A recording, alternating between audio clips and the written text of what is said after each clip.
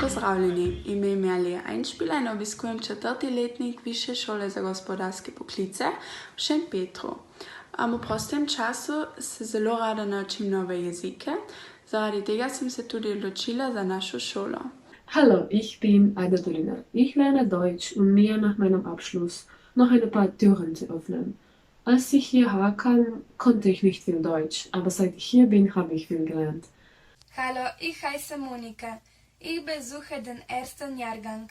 Ich lerne Deutsch, weil mir das eine zukünftige berufliche Tätigkeit in Österreich oder Deutschland ermöglicht. Naš pouk je dvojezičen, torej nemščina in slovenščina.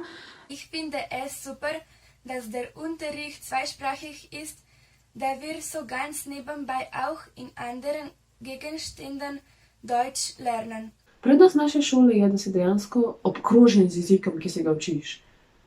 Nekateri bi rekli, da ti na tak način pride hitreje v uho.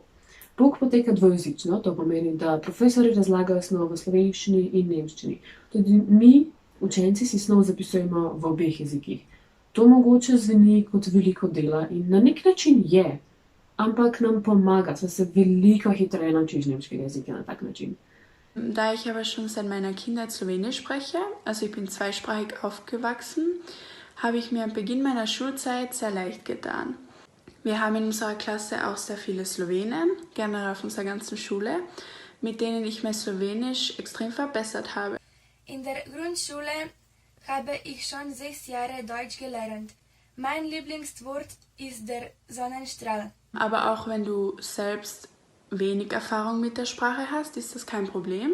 Denn zum Beispiel meine Schulkollegin, welche im 1. Jahrgang, also am Beginn ihrer Schulzeit, kaum Slowenisch konnte, hat sich mittlerweile sehr gut verbessert und spricht jetzt fast fließend und selbstbewusst Slowenisch. Wir sehen uns im nächsten Schuljahr. Also wie gesagt, wenn du selbst Slowenisch lernen möchtest oder dein Slowenisch verbessern willst, bietet unsere Schule eine gute Möglichkeit dafür. Upam, da se tudi ti odločajo za našo šolo in se potem vidimo jeseni. Wir sehen uns im nächsten Schuljahr.